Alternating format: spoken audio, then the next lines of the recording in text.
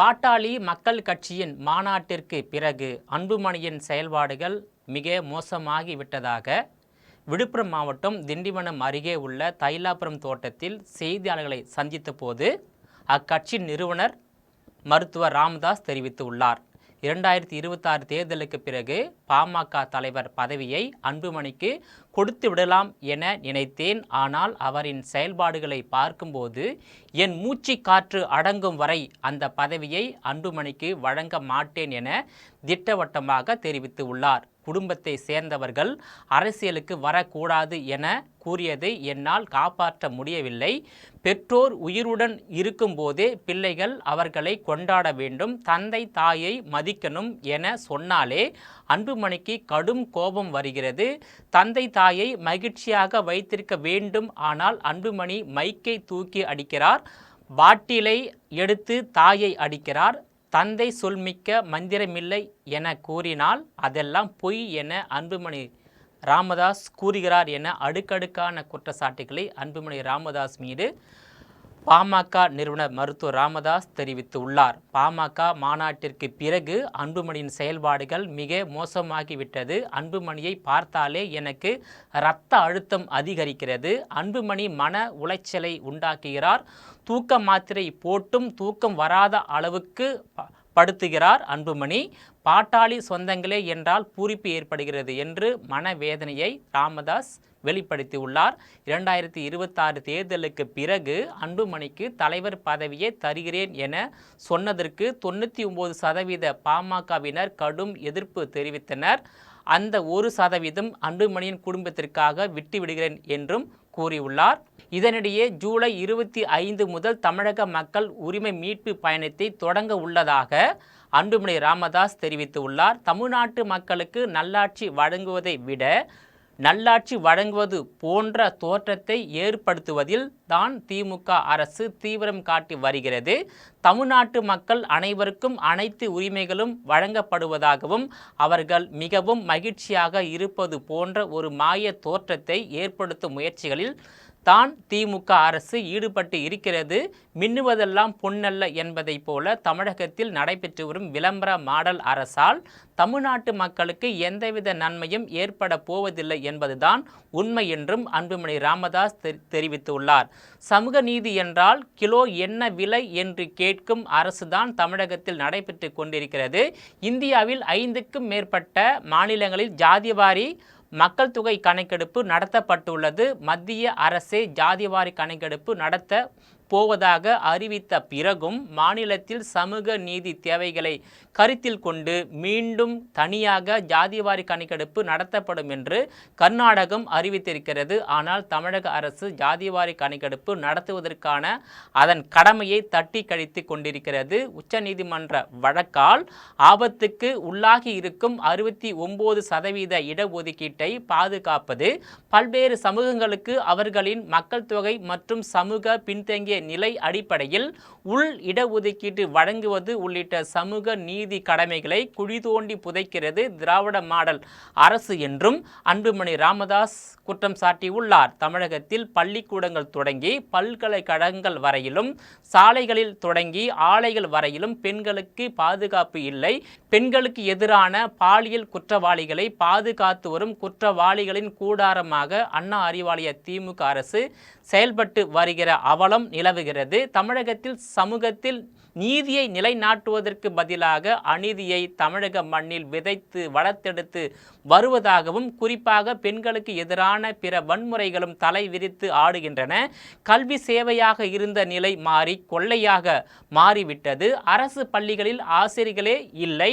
நிதி நெருக்கடியை காரணம் காட்டி கல்வி பெறும் உரிமை சட்டத்தின்படி 1 லட்சம் ஏழை மாணவர்களுக்கு தனியார் பள்ளிகளில் இலவச கல்வி வழங்குவதை கைவிட்டுவிட்டது. 5.5 லட்சம் இளைஞர்களுக்கு அரசு வேலை, தனியார் வேலைவாய்ப்புகளில் தமிழக மக்களுக்கு 75% இடஒதுக்கீடு உள்ளிட்ட எந்த வாக்குறுதியையும் திமுக அரசு இதுவரையில் நிறைவேற்றப்படாமல் தமிழக மக்களை ஏமாற்றி வருவதாக அன்புமணி ராமதாஸ் குற்றம் சாட்டியுள்ளார். தமிழகத்தில் ஆட்சிக்கு வந்த 4 ஆண்டுகளில் ஒரே ஒரு புதிய மருத்துவக் கல்லூரி கூட கட்டப்படவில்லை. ஒரே ஒரு மருத்துவ மாணவர் சேர்க்கை கூட அதிகரிக்கப்படவில்லை. அரசு மருத்துவமனைகளில் மருத்துவர்கள் இல்லை. இலவச மருத்துவ பிரிவுகள் படிப்படியாக கட்டண வார்டுகளாக மாற்றப்பட்டு ஏழைகளின் மருத்துவம் பெரும் உரிமை பறிக்கப்படுகிறது. உழவர்களுக்கு ஒன்றுமே செய்யப்படவில்லை. நெல், கரும்பு உள்ளிட்ட பயிர்களின் கொள்முதல் விலைகளை உயர்த்த மறுக்கும் அரசு பாசன வசதிகளை செய்து தர தவறிவிட்டது. உழவர்களின் நலன் காக்கும் அரசு என்று கூறிக்கொண்டே அவர்களின் விளைநிலங்களை பறித்து கார்ப்பரேட் நிறுவனங்களுக்கு தாரை வார்க்கும் பாவத்தை தமிழக முதல்வர் மு.க.ஸ்டாலின் தலைமையிலான திராவிட மாடல் அரசு செய்து வருகிறது என அன்புமணி ராமதாஸ் குற்றம் சாட்டியுள்ளார். மது, கஞ்சா உள்ளிட்ட போதைப் பொருட்களின் நடமாட்டம்தான் அனைத்து வகையான சமூக கேடுகளுக்கும் காரணமாக இருக்கிறது என்று தெரிந்தும் கூட அவற்றை கட்டுப்படுத்த எந்த நடவடிக்கையும் எடுக்கப்படவில்லை. படிப்படியாக மது விலக்கு என்பதெல்லாம் ஊரை ஏமாற்றும் நாடகம் என்பதை உலகமே தெரிந்து வைத்திருக்கிறது. மக்களுக்கு பொது சேவை வழங்கப்படுவதை உறுதி செய்வதற்கான சட்டம் இன்னும் நிறைவேற்றப்படவில்லை. சுற்றுச்சூழல் சீரழிவு, போக்குவரத்து வசதி இல்லாமை, தூய காற்று கிடைக்காமை போன்றவற்றால் தமிழகம் வாழ தகுதியற்ற மாநிலமாக மாறி வருகிறது. கல்வியிலும் தொழில் வளர்ச்சியிலும் பின்தங்கி கிடக்கும் பகுதிகளை முன்னேற்றுவதற்கு எந்த நடவடிக்கைகளும் எடுக்கப்படாததால் தமிழகத்தின் ஒரு பகுதி வளராமல் முடங்கி கிடக்கிறது. மொத்தத்தில் முன்னேறுவதாக கூறி ஆட்சிக்கு வந்தவர்களால் தமிழ்நாடு ஏமாற்றப்பட்டுள்ளது. திமுக அரசின் இந்த அவலங்கள் குறித்தும் மக்கள் விரோத ஆட்சி குறித்தும் மக்களிடம் விழிப்புணர்வை ஏற்படுத்த வேண்டியதும் மக்களிடமிருந்து மோசமான ஆட்சியால் பாதிக்கப்பட்ட உரிமைகளை மீட்டெடுக்க வேண்டியதும் ஒரு பொறுப்புள்ள எதிர்க்கட்சியாக பாட்டாளி மக்கள் கட்சியின் தலையாய கடமையாகும். அந்த கடமையை நிறைவேற்றும் வகையில் பசுமை தாயகம் நாளான ஜூலை 25ஆம் தேதி தொடங்கி தமிழ்நாடு நாளான நவம்பர் 1ஆம் தேதி வரை மொத்தம் 100 நாட்கள் கால அளவில் பாட்டாளி மக்கள் கட்சியின் தலைவர் மருத்துவர் அன்புமணி ராமதாஸ் தலைமையில் தமிழக மக்கள் உரிமை மீட்பு பயணத்தை மேற்கொள்ள உள்ளார். இந்த பயணம் செங்கல்பட்டு மாவட்டம் திருப்பூரில் தொடங்க உள்ளது. தமிழக மக்கள் உரிமை மீட்பு பயணத்தின் மூலம் சமூக நீதிக்கான உரிமை, வன்முறையில்லா வாழ்வுக்கான மகளிர் உரிமை, வேலைக்கான உரிமை, விவசாயம் மற்றும் உணவுக்கான உரிமை, வளர்ச்சிக்கான உரிமை, அடிப்படை சேவைகளுக்கான உரிமை, கல்வி நல்வாழ்வுக்கான உரிமை, மது போதை பொருட்களால் பாதிக்கப்படாமல் இருக்கும் உரிமை, நீடித்திருக்கும் நகர்ப்புற வளர்ச்சிக்கான உரிமை, ஆரோக்கியமான சுற்றுச்சூழலுக்கான உரிமை போன்றவற்றை பாதுகாத்திட தமிழக மக்கள் உரிமை மீட்பு பயணம் ஓர் அரசியல் கட்சிக்கானது அல்ல, தமிழ்நாட்டு மக்களின் நலனுக்கானது. எனவே உன்னத நோக்கம் கொண்ட இந்த பயணத்தில் அனைத்து தரப்பு பொதுமக்களும் பெருமளவில் பங்கேற்று ஆதரவு அளிக்கும்படி பாட்டாளி மக்கள் கட்சி கேட்டுக்கொள்வதாக அன்புமணி ராமதாஸ் கேட்டுக்கொண்டுள்ளார். குறிப்பாக தமிழகத்தில் நடைபெற்று வரும் திமுக ஆட்சியால் தமிழக மக்களும் அனைத்து விதத்திலும் வஞ்சிக்கப்படுகிறார்கள். அதேபோல் பெரும்பாலான அரசியல் கட்சிகள் திமுக ஆட்சியை அகற்ற வேண்டும் என்ற இலக்கோடு 2026 சட்டமன்ற தேர்தலை எதிர்கொள்ள உள்ளது. குறிப்பாக திமுக கூட்டணியில் உள்ள 13 அரசியல் கட்சிகளுமே திமுக அரசின் செயல்பாடுகள் மீது அதிருப்தியை தெரிவித்து வருகிறது. அதேபோல் பார்த்தீங்கன்னாக்கா திமுக சொல்வது ஒன்று செய்வது ஒன்று என்பதை தமிழ்நாட்டு மக்கள் மத்தியில் ஒரு பேசு பொருளாக பேசப்பட்டு வருகிறது. எனவே 2026 சட்டமன்ற தேர்தலோட திமுக ஆட்சியை வீட்டுக்கு அனுப்ப வேண்டும் என்ற ஒற்றை இலக்கோட திமுகக்கு எதிராக உள்ள அனைத்து அரசியல் கட்சிகளும் ஒரு இலக்காக கொண்டு 2026 தேர்தலை சந்திக்க உள்ளது. குறிப்பாக திமுக கூட்டணியில் உள்ள 13 அரசியல் கட்சிகளுக்குமே வேறு வழி இல்லாமல் திமுகவை மறைமுகமாக திட்டுவதும் மறைமுகமாக விமர்சனம் செய்வதும் போன்ற அரசியல் பணியில் ஈடுபட்டிருக்காங்க. நேரடியாக எதிர்க்க முடியாத நிலைக்கு தள்ளப்பட்டிருக்காங்க. என்ன இருந்தாலும் அந்த தேர்தல் நெருங்கும் வேளையில் திமுக கூட்டணியிலிருந்து பல்வேறு அரசியல் கட்சிகள் வெளியேறக்கூடிய சூழ்நிலை உருவாகும். குறிப்பாக திமுக கூட்டணியில் உள்ள அந்த 13 அரசியல் கட்சிகள் கூடுதல் தொகுதிகளை கேட்டு பெற வேண்டும் என்ற முயற்சியில் ஈடுபட்டிருக்காங்க. அந்த நேரம் வரும்போது, அதாவது அதிக தொகுதிகளை கூட்டணி கட்சியில் கேட்கும்போது அதை கொடுக்காத நிலை வரும்போது அந்த கூட்டணியிலிருந்து அந்த பல்வேறு கட்சிகள் வந்து வெளியேறி மாற்று கூட்டணியில் இடம்பெறுவதற்கான வாய்ப்பு இருக்கின்றது. குறிப்பாக சொல்லப்போனால் தமிழ்நாட்டில் உள்ள அனைத்து அரசியல் கட்சியுமே திமுக ஆட்சியை வந்து குற்றம் சாட்டுகிறது. திமுக ஆட்சி வந்து வீழ்த்தப்பட வேண்டும் என்ற இலக்கோடு அந்த தேர்தலை வந்து சந்திக்கிறது.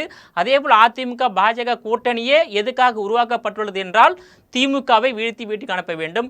அதே போல் பார்த்தீங்கன்னாக்கா தமிழகத்தின் புதிய வரவாக வந்துள்ள தமிழக வெற்றி கழகத்தினுடைய முதல் பிரதான கோரிக்கையை பார்த்தீங்கன்னாக்கா திமுக தான் தாவைக்காவுடைய அரசியல் எதிரின்னு சொல்லியிருக்காங்க. அதே போல் நாம் தமிழர் கட்சி வந்து தமிழ்நாட்டில் தமிழ் தேசம் மலர வேண்டும் என்ற கொள்கையோட தேர்தல் சந்திக்கிறது. இப்படி அனைத்து அணிகளும் வந்து திமுகவுக்கு எதிராகவே இந்த 2026 தேர்தலை வந்து சந்திக்கிறது.